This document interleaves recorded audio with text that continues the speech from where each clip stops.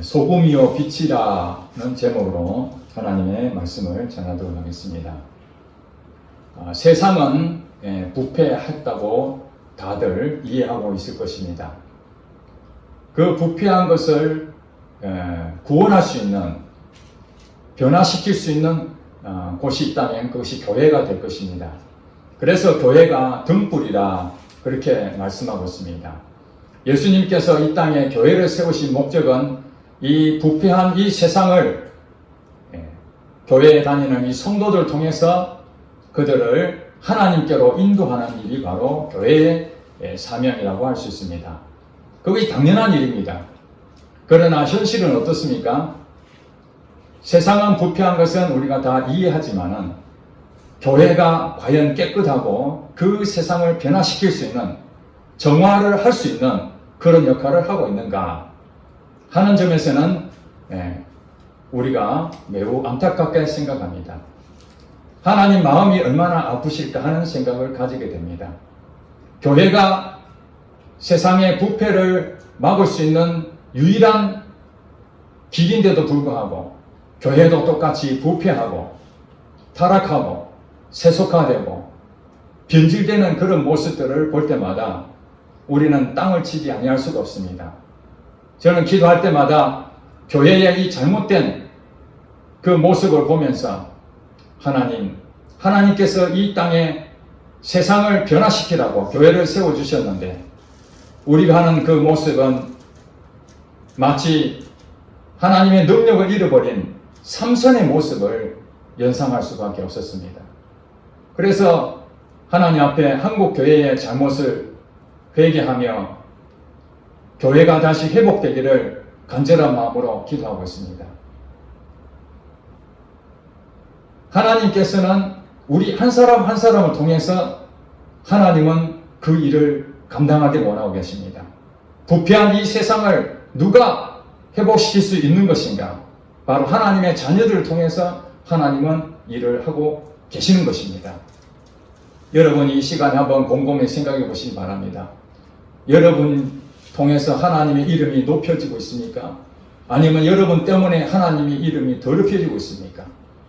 다른 사람들은 어떻게 할지 그것은 우리가 어떻게 할 수가 없지만 내 자신이 하나님 앞에 바로 서서 하나님이 내게 무엇을 원하시는지 이 시간 분명하게 깨닫는 시간이 되어야 될 것입니다. 예수님께서는 교회의 사명에 대해서 우리 성도 한 사람 한 사람에 대한 역할이 무엇인지를 일찍이 제자들에게 말씀하신 성경이 오늘 읽었던 말씀입니다. 산상수훈의 말씀인데 예수님 설교 가운데 제자들에게 이렇게 말했습니다. 너희는 세상의 소금이다. 5장 13절에 너희는 세상의 소금이다. 그렇게 말하고 또 14절에는 너희는 세상의 빛이다. 분명하게 정의하고 있습니다. 우리는 세상의 소금이고 세상의 빛이라는 것입니다. 성경을 잘 보시기 바랍니다. 소금이 되라, 빛이 되라가 아니라 너희는 이미 소금이요 빛이라는 것을 정의하고 있습니다. 예수님께서 요한복음 8장 12절 말씀에 나는 세상의 빛이라 나를 따르는 자는 어둠에 다니지 아니하고 생명의 빛을 얻을 것이다. 그렇게 말씀했습니다. 나를 따르는 자가 누굽니까? 바로 하나님의 신실한 믿음의 사람들, 제자들이죠. 예수님을 따르는 자는 어둠에 다니지 아니하고 생명의 빛을 얻을 것이다. 그렇게 말씀했습니다. 예수님이 이미 이 세상에 빛으로 오셨기 때문에 예수님이 하는 모습 그대로 우리도 할 수 있다는 것입니다. 노력하라는 것이 아닙니다. 소금이 되려고 애를 쓰고 빛이 되려고 애를 쓰라는 것이 아니라 이미 우리에게 너는 소금이고 빛이다. 그러니까 너는 그것을, 그 역할을 당연히 하게 된다는 거죠. 예수님께서 비유로 우리 믿는 사람들이 어떻게 사명을 감당해야 될지를 이 소금과 빛이라는 것으로 우리에게 가르쳐주고 있는데 13절에 소금이라는 부분에 있어서 우리가 너무나 잘 압니다. 소금 하면은 과거에는 소금이 얼마나 귀한지 모릅니다. 지금은 흔해 빠진 게 소금이지만 과거에는 소금이 굉장히 비싼 것이었습니다. 소금은 방부제 역할을 합니다. 부패한 것을 방지하기도 하고 또 치료제로 쓰이기도 합니다. 소염 효과가 있습니다. 그리고 또 우리에게 필수 영양소를 공급하는 이 나트륨이 있기 때문에 이 소금이 없으면 양념이 될 수가 없습니다. 그리고 우리 어떤 음식에 이 소금이 짠맛을 내기 때문에 싱겁게 먹으면 무슨 음식인지 모르잖아요. 그런 여러 가지 소금의 기능이 있는데 오늘 예수님께서는 그 여러 가지 기능 중에서 한 가지를 말씀하고 있습니다. 너희는 세상의 소금이다 그렇게 정의하고 그 소금에 대해서 한 가지 기능을 말씀하는 그 다음에 말하고 있죠. 소금이 만일 그 맛을 잃으면 맛을 낸다는 거죠. 이 맛을 내는 것에 대해서 예수님께서 강조하고 있는 것입니다. 소금의 역할이 여러 가지 있지만 그 중에 맛이라는 것을 가지고 얘기하고 있습니다. 그 맛을 잃으면 무엇으로 짜게 하리요? 소금은 짠맛을 내는 것이죠. 그래서 우리가 음식을 먹을 때에 뭔가 싱겁다 그러면 소금을 급히 찾게 되죠. 왜냐하면 소금엔 짠맛이 있기 때문에. 만약에 소금에 짠맛이 없다면 우리 음식에 소금이 필요 없을 수도 있습니다. 그래서 예수님께서 말씀하실 때에 그 맛을 잃어버리면 이 얘기는 짠 것이 없는 그냥 소금인 거예요. 소금은 당연히 짜야 되는데 그 기능이 있죠. 당연한 거죠. 소금 하면은 짠맛이라는 건 당연한 것입니다. 그런데 소금이 짠맛을 잃어버렸다는 얘기는 한마디로 필요 없는 존재가 됐다는 것입니다. 무엇으로 짜게 하려? 후에는 아무 쓸데없어 다만 밖에 버려져 사람에게 밟힐 뿐이다. 소금은 맛을 낼 때에 귀하게 쓰인다는 거죠. 꼭 필요한 것이 되는 거죠. 그런데 그 소금이 그 기능을 잃어버리면 사람들에게 무시당하고 버려지고 밟힌다는 거예요. 이걸 잘 아셔야 됩니다.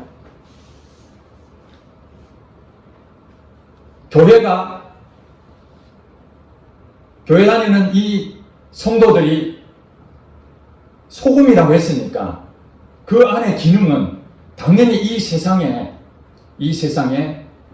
소중한 사람이 되어야 되는 거죠. 요긴한 사람이 되는 거죠. 꼭 필요한 사람이 되는 거예요. 어떤 조직 사회에서 요긴한 사람 있잖아요. 그 사람이 꼭 필요한 사람. 그리고 양념 같은 사람 있잖아요. 무슨 일을 할 때마다 꼭 양념같이 감칠맛 나는 그런 역할을 하는 사람이 있거든요. 그것이 이 소금의 역할이라는 거예요. 이 소금이 짜다는 것은 교회가 그런 일들을 못한다면, 짠맛을 잃어버린다면 이 사회에, 부패한 이 사회에 교회가 정말 양념이다. 오늘 이렇게 혼란 가운데 있을 때에 교회가 등불이다. 우리는 다른 것은 믿지를 못하지만 교회는 믿을 수 있다. 교회 다니는 성도들은 우리가 믿을 수 있다.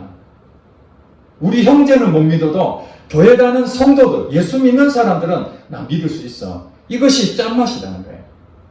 그 사람이 요긴한 사람이죠.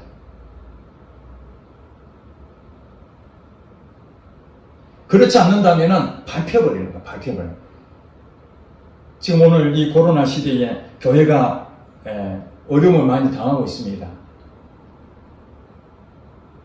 교회에 도움을 요청해야 되는데 오히려 교회가 집합팀을 당하고 있다면 이 소금이 맛을 잃었다는 거 아니겠습니까? 이게 하나님이 가슴 아프다는 거예요. 교회의 사명, 우리 성도들의 사명은 이 사회에서 짠맛을 내는 그런 역할을 하게끔 하나님께서 그렇게 우리를 구원해 주셨는데,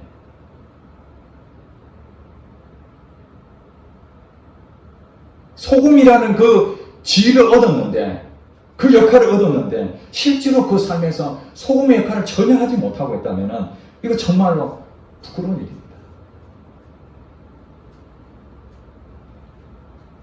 그 다음에 또 14절에 보니까 너희는 세상의 빛이다. 빛은 어떻게 됩니까? 어둠과 빛은 공존할 수가 없습니다. 어둠이 득세하는 것은 빛이 없을 때에 어둠이 창궐합니다. 그러나 빛이 오면 어둠은 그 즉시 사라지게 되는 것이죠. 예수님께서는 예수를 믿는 나를 따르는 자는 빛이다. 세상의 빛이다. 그러면은 이 세상은 어둡다 그러잖아요. 어둠의 세력이 장악하고 있기 때문에 이 세상은 어둡습니다. 범죄하는 때가 언제입니까? 낮입니까? 밤입니까? 밤이잖아요. 어두울 때 악한 것들이 역사를 합니다. 귀신들도 낮에 잘 안 나타나잖아요. 밤에 주로 활동하잖아요. 나쁜 짓은 모두가 은밀한 가운데 하는 것입니다. 그러니 이 세상이 지금 썩었다, 타락했다, 어두워졌다 이런 모습에서 우리 믿는 사람들이 그곳에 들어가는 순간 빛이 임하게 되는 거예요. 여러분이 그 현장에 있는 자체가 빛이라는 거예요. 그러면은 주변에 있는 어둠이 거기서 도망을 쳐야 정답이죠. 오히려 어둠이 빛을 잡아먹으면 그게 말이 안 되잖아요. 이게 안 맞는 거죠. 상식이 안 맞는 거잖아요. 빛이 오게 되면 자연스럽게 어둠은 물러가게 돼 있는 거예요. 여러분이 그런 역할을 하고 있느냐는 말입니다. 빛이라는 것은 동네가 숨겨지지 않을 만큼 밝히 드러나는 거예요. 말 아래 두지 아니하고 등경 위에 두나니 빛이라는 것은 다 환히 보이게끔 어둠을 물리치기 위해서 빛이 필요하지 않습니까? 그런데 빛이 있는데 책상 밑에 넣으면 안 되잖아요. 지하실에 넣으면 안 되잖아요. 드러나야 되는 거예요. 빛은 드러나야 되는 것입니다. 그러니까 어둠의 일, 이 잘못된 일들이 빛인 우리 믿는 사람들이 가는 곳에 이 잘못이 전부 다 드러나가지고 다 사라져야 되는 거죠.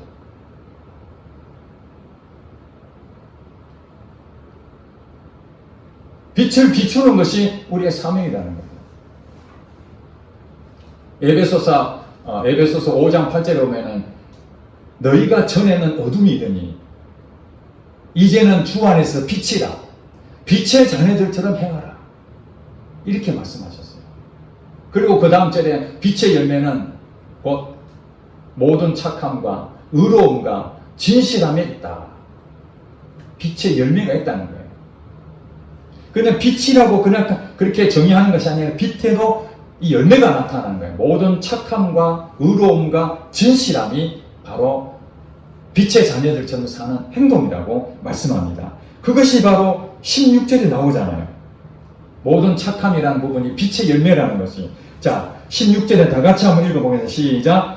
이같이 너희 빛이 사람 앞에 비치게 하여 그들로 너희 착한 행실을 보고 하늘에 계신 너희 아버지께 영광을 돌리게 하라. 아멘. 자, 너희 빛이, 우리는 빛이라고 그랬죠. 너희 빛이 사람 앞에 비춰야 되는 거예요. 이 사람은 어떤 사람들입니까? 예수님을 믿지 아니하는 어둠 속에 있는 어둠에 처해 있는 사람들, 악한 영에 사로잡혀 있는 그 사람들에게 우리가 빛을 비춰라는 거예요. 자, 교회 안에도 교회를 다니지만은 분쟁합니다. 여러분 그런 사례가 굉장히 많습니다. 그래서는 안 되는데 악한 영들이 우리 교회 다니는 사람들 가운데에 믿음이 연약하고 또 하나님은 따르지 아니고 육에 생각하는 그 사람들을 통로로 삼아서 그 틈으로 교회를 조금씩 갈등하게 만들고 분열하게 만듭니다. 그런 일이 일어나서는 안 되는데 교회도 세상에 부패하는 것처럼 이 사단의 공격으로 때로는 이 서로 다툼이 생길 수가 있습니다. 그때 어떻게 해야 되는가? 그때 그 어둠에 소속되어 있는 그 사람들 앞에 진짜 예수 믿는 사람들이 빛이 되어야 됩니다. 빛이. 그들과 동조해서 서로 패를 나눠가지고 두 패로 서로 싸우는 그 역할을 하는 것은 그거는 어둠에 있는 거예요. 사람 앞에 비치게 한다는 것은 다른 사람들은 전부 다 패를 지어서 간다 할지라도 자기는 하나님 앞에 서서 어느 게 하나님의 뜻인지 분별하여 그 사람들 앞에서 하나님 말씀의 기준으로 말을 해야 되는 겁니다. 욕을 얻어먹더라도 그렇게 해야 되는 거예요. 그럼 오늘날 많은 사람들은 좋은 게 좋다고 그러고 자기가 이득을 얻을 만한 그런 것에 달라붙어가지고 명분은 교회를 사랑하고 교회가 잘못되지 않도록 바르게 한다고 말은 하지만은 실질적인 그 행동들은 서로 폭행을 저지르고 싸우고 욕하고, 여러분 동영상에 보면은 교회가 분쟁하는 그 모습 보세요. 기자가 가가지고 그런 사실이 있습니까? 이러면은 그게 없다고 한마디 하면 되는데 온갖 욕설을 하고 카메라를 빼앗고 폭행을 저지르고 그런 성도들이 있습니다. 심지어는 세상에서 조롱을 받는 것도 모질해서 이제는 교회 성도들 간에 뿐만 아니라 이제는 목사님들끼리 또 우리 내부적인 총질로 서로 피차 물고 뜯고 그런 모습들이 너무나 많이 있습니다. 이것은 사람 앞에 빛을 비추는 것이 아니라 어둠에 그냥 묻혀버린 거예요. 희미한 거죠. 빛은 빛인데 배터리가 다 되면은 마치 깜빡깜빡 하는 것처럼 무언가 부족한 그런 모습들이 나타난다는 거예요. 그러므로 하나님께서는 우리에게 말씀하시기를 너희 빛, 광명을 밝히는 뚜렷한 그 빛을 사람 앞에 비치게 하여 그들로 너희 착한 행실을 보고 하늘에 계신 너희 아버지께 영광을 돌리게 하라. 그렇게 말씀하고 있습니다. 우리의 행동이 어떤 행동입니까? 착한 행실을 통해서 어둠 속에 있는 그 사람들이 하나님은 살아계시는구나. 그들은 하나님을 경험해 보지를 못했습니다. 사단에 사로잡혀서 모델이 없었던 거예요. 그런데 예수를 믿는 그 사람들이 빛의 사명으로서 그들 앞에 빛을 비출 때에 그들은 그 착한 행실을 보고 하나님이 살아계시는구나 이렇게 인식한다는 거예요. 예수님께서 제자들에게 사도행전에 그렇게 말씀하십니다. 하늘에 승천하시기 전에 이제 몇 날이 못 되어 성령이 너희에게 임할 것이다. 그럼 성령이 임하시면 권능을 받고 내 증인이 되라. 땅끝까지 이르는 내 증인이 되라. 그래서 예수님께서는 우리에게 주신 사명을 증인이라고 말씀하시는데 사실 그 증인이 바로 세상의 소금과 세상의 빛으로 사는 것이 예수님 말씀하시는 증인이라는 거예요. 이 착한 행실은 우리가 착하다 그러면 일반적으로 그렇게 생각합니다. 좀 어리숙하고 자기 주장도 못하고 시키면 시킨 듯 하고 그게 착한 것으로 압니다. 막 성과를 부리고 막 이러면은 안 착하고 시키면 시킨 듯 하고 순하고 이런 모습을 우리 착하다 그럽니다. 오늘 말씀하시는 이 착한 행실은 그 도덕적인 이 착한 성품이 아주 그 순한 그런 착한 것을 넘어서는 얘기를 하고 있습니다. 이 착한 행실은 빛의 열매라고 했잖아요. 빛의 열매. 그럼 예수를 안 믿는 사람들도 착한 사람 있지 않습니까? 마음이 여리고 자기 주장도 안 하고 시키면 시킨 걸 하고 마음이 여려가지고 뭘 요구하면 거절도 못하고 그런 사람 착하다 그러잖아요. 여기서 말하는 착한 행실은 그것이 아닌 거예요. 에베소서 2장 10절에 보면은 하나님께서 우리를 지으신 목적이 있다고 그랬습니다. 그것은 선한 일을 위하여. 우리가 이 땅에 살면서 선한 일을 하는 것인데 이 선한 일을 위해서 우리는 하나님께서 창조하셨다. 그러니까 예수를 믿는 사람들은 모두 선한 일을 하게 되었다는 거예요. 야고보서는 그렇게 말합니다. 행함이 없는 믿음은 죽은 믿음이다. 우리가 믿음이 있다고 하는데 그 믿음이 도대체 어떤 믿음이냐? 행동으로 나타난다는 거예요. 이 행동이 바로 착한 행실이라는 거예요. 이 착한 행실, 선한 행실. 그러면 우리가 생각할 때 기준이 뭐냐? 이 착한 행실, 선한 행동은 도대체 어떻게 하는 것이 선한 행동을 하는 것인가? 그것이 바로 우리가 증인 아닙니까? 증인이라는 것은 하나님이 살아계신 것을 증거하는 자가 증인입니다. 이걸 믿으십니까? 하나님이 살아계시는 것을 증거하는 것이 바로 우리의 일이에요. 그럼 여러분들이 하나님 살아계신 것을 무엇으로 증거하겠습니까? 그냥 설명을 하렵니까? 설명? 하나님은 이런 분이고 저런 분이고 아무리 설명해도 어둠에 속한 사람들은 잘 못 알아듣습니다. 우리의 행동을 통해서 그들은 알아듣습니다. 오늘 16절에 말한 것처럼 너희의 착한 행실을 보고 하나님이 살아계시는구나 이렇게 알아듣는다는 거예요. 그래서 예수님께서 말씀하신 증인이 되는 것은 그냥 증인이 되는 것이 아니라 성령이 우리에게 임해야 된다는 거예요. 첫 번째 성령이 임해야 된다.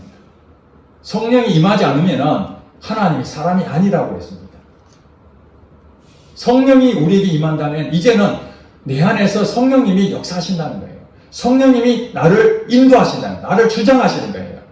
육신의 생각, 또 욕심을 부리는 것들, 내 가지고 있는 모든 그 가치관, 내 마음에 원하는 대로, 내가 옳은 대로 하는 행동들이 성령이 내 안에 오시면 나의 것들이 다 없어지고 성령님 인도하는 대로 따라가는 거예요. 자, 여러분 소금이 있는데 소금을 여러분 보셨죠? 소금은 눈에 보이잖아요. 눈에 보이는데 소금이 맛을 내려면 어떻게 됩니까? 녹아져야 되는 거죠. 소금이 음식에 들어가고 물속에 잠기면은 소금의 형체는 없어집니다. 짠맛만 나는 거죠. 짠맛만 나는 거예요. 소금의 결정체는 없어지는 것입니다. 그렇게 없어짐으로써 맛을 내는 것이에요. 우리도 그렇습니다. 내가 옳은 대로 하는 것은 맛을 낼 수가 없습니다. 그래서 예수님께서 나를 따르는 자는 자기를 부인하고 십자가를 지고 따르라 그렇게 말씀하시는 거죠. 자기를 부인한다는 것이 바로 소금처럼 나의 모든 생각들, 나의 옳다고 생각하는 것들 그걸 다 내려놓고 성령님이 말씀하신 걸 따라가는 거예요. 성령님의 인도를 받는 거예요. 성령님의 인도를 받는 사람들은 권능이 임합니다. 하나님 역사가 나타납니다. 작은 것이라 할지라도 놀라운 일이 생기게 됩니다. 그것을 경험하는 거예요. 그것을. 우리 일터 가운데 하나님께서 여러분들을 그곳에 보내셨습니다. 그 직장의 그 부분은 어둠의 문화가 있을 수 있습니다. 예수를 믿지 않는 사람들이 사는 공간일 수 있습니다. 그러나 하나님께서 여러분을 그곳에 보낸 이유가 무엇입니까? 그곳에 바로 소금이 되라. 소금이다 너 거기서. 거기서 너가 빛이야. 그래서 그 동료들이 어둠의 일을 하고 부끄러운 일을 하게 되면 여러분이 거기 가서 정화시켜야 되는 거죠. 여러분이 죽고 성령의 인도를 받고 정화를 시키는 거예요. 하나님 이 직장을 하나님 원하시는 직장이 되게 해주세요. 하나님 우리 사장님 예수 믿게 해주세요. 하나님 우리 직장 동료들 하나님을 만나게 해주세요. 그들이 죄를 짓지 않도록 하나님 역사해 주세요. 하나님은 여러분을 그 현장에 직장 현장에 소금과 빛으로서 파송했다는 것을 여러분 깨달으셔야 됩니다. 돈벌이가 아닙니다. 돈 벌려고 간다면은 그것은 사람들하고 똑같습니다. 부패합니다. 돈을 적게 주면은 다른 데 옮겨버리고 거기 있는 사람들하고 안 맞으면 그냥 회사 때려치워버리고 사람의 관계가 다 무너지면은 더 다니고 싶지도 않고 그런 일이 비일비재하지 않습니까?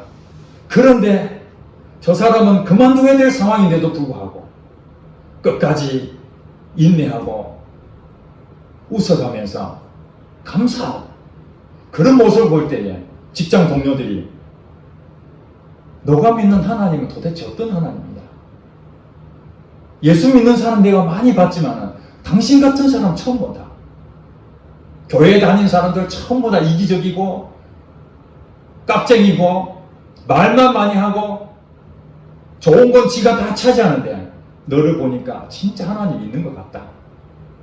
너가 믿는 하나님 나 좀 소개시켜달라. 이것이 진짜 믿는 사람 아니겠습니까? 여러분 하나님이 정말 귀하게 쓴 왕이 하나 있는데 그 왕이 다윗 왕입니다. 잘 아실 것입니다. 다윗 왕은 성령에 사로잡힌 사람이었습니다. 성령의 인도를 받았습니다. 그래서 전쟁할 때마다 하나님 제가 어떻게 하면 좋겠습니까? 자기 지혜를 믿지 아니하고 자기 지식을 믿지 아니하고 자기 힘을 믿지 아니하고 오직 성령님 말씀해 주세요. 그래서 하나님께서 가라고 하면 가고 가지 말라면 안 가고 그런 것을 했기 때문에 하나님께서 내 마음에 합한 자다. 이 소금과 빛의 사람이 된 거예요. 사울 왕에게 쫓기면서도 그는 끝까지 하나님 말씀을 성령의 인도함을 받고 살았던 사람입니다. 그랬던 다윗도 어느 날 죄를 범할 때가 있었습니다. 여러분 잘 아시다시피 자기 부하의 아내를 빼앗았습니다. 그것도 모질해서 그 부하도 전쟁터에서 죽여버렸습니다. 얼마나 파렴치한 짓을 했습니까? 하나님을 믿는 사람이라고 하는데 소금이요 빛이라는 그 왕이 한순간에 소금의 맛을 잃어버리고 어둠의 일을 하게 된 거예요. 그런데도 다윗은 아무렇지 않게 정사를 돌봤습니다. 전쟁에 지시를 하고 여러 가지 아무 일이 없던 것처럼 아무 잘못이 없는 것처럼 그때 하나님께서는 그 다윗이 범하고 있는 그 죄를 다 보고 있으면서 나단 선지자에게 불러서 다윗 왕에 보냅니다. 나단 선지자가 다윗을 면담하면서 한 예를 듭니다. 왕이시여 한 부자가 있고 가난한 자가 있는데 그 부자는 양도 많고 소도 많고 모든 재물이 많이 있습니다. 그런데 이 가난한 자에게는 암양 새끼 한 마리가 유일한 전부입니다. 그런데 이 부자에게 어떤 나그네가 와서 대접을 해달라 하니까 자기 그 많은 것을 하나도 쓰지 아니하고 이 가난한 자의 그 암양 새끼 한 마리를 빼앗아 가지고 그것을 요리해서 이 나그네를 대접했습니다. 그 말을 들었던 다윗 왕이 분노하게 됩니다. 분노하면서 뭐라고 그러냐면은 여호와께서 사심을 맹세하노니 하나님이 살아계신다는 것을 제가 맹세하면서 이렇게 말합니다. 그 죽일놈이다. 사형을 지켜야 된다. 어떻게 자기 것은 많이 있는데도 부족한 것이 없는데도 불구하고 그 가난한 사람의 그 하나 있는 그것마저 빼앗느냐. 그 파렴치한 놈이야. 그렇게 분노했습니다. 그랬더니 나단 선지자가 하는 얘기가 왕이시여 그 가난한 자의 것을 빼앗은 그 부자가 바로 당신입니다. 하나님께서 당신의 죄를 드러내셨습니다. 왜 부끄러움을 모르십니까?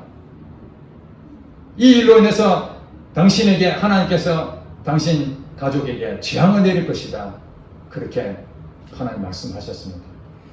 그때 다윗이 그때서 부끄러움을 느꼈습니다. 내가 잘못했구나. 내가 빛이요 내가 소금이라는 그런 하나님의 증인된 삶을 본인이 살았는데 한순간에 유혹에 빠져서 어둠의 일을 저지르고도 부끄러움은 몰랐는데 그가 시편 51편에 그렇게 말합니다. 하나님이여 내 안에 정직한 영을 새롭게 하소서. 내게서 떠나지 마시고 성령을 거두지 마시옵소서. 이렇게 고백합니다. 성령님 거두지 마시옵소서. 성령님 떠나가지 않게 해달라는 거잖아요. 그는 어떻게 살아왔습니까? 성령님과 함께 살아왔던 자였습니다. 그러니까 그가 이 일로 인해서 성령님이 떠난다면 자기는 사실은 소금의 맛을 잃으면 밟히는 거 똑같은 거예요. 그래서 성령님 거두고 가지 마시라고. 내가 잘못했다고 회개기도 합니다. 물론 이 부끄러운 것을 통해서 다윗은 자기 잘못을 하나님과 회개하고 하나님 용서해 주셨지만 그러나 그 대가가 있었다는 것이죠. 나중에 자기 아들에게 왕이 되어서 아들에게도 쫓겨납니다. 압살롬에게 쫓겨나서 도망을 가는데 그 중에 한 사람이 시므이라는 사람이 도망가는 다윗을 보고 저주하며 돌멩이를 던집니다. 이 저주받을 놈아 잘 가라 하면서, 왜냐하면 다윗 왕의 그 앞에 있었던 사울 왕의 친척이었거든요. 그러니까 사울 왕의 대를 이어야 되는데 다윗이 왕위를 뺏었다고 오해했던 이 시므이라는 사람이 도망가는 다윗에게 돌멩이를 던지면서 이 저주받을 놈아 하고 막 그냥 핍박합니다. 다윗하고 같이 함께 갔던 참모들이 왕이여 내가 저 사람 죽여버리겠습니다 하니까 다윗이 뭐라고 고백합니까? 하지 마라. 그것은 그가 나를 저주하는 것이 아니라 하나님이 그의 입을 통해서 나의 부끄러움을 드러내는 일이다. 여러분, 우리가 살다 보면은 때로는 소금의 역할도 해야 되고 빛의 역할을 해야 되는데, 다윗처럼 하나님이 마음이 합한 자라 할지라도 때로는 부끄러운 일을 저지를 때가 있다는 거예요.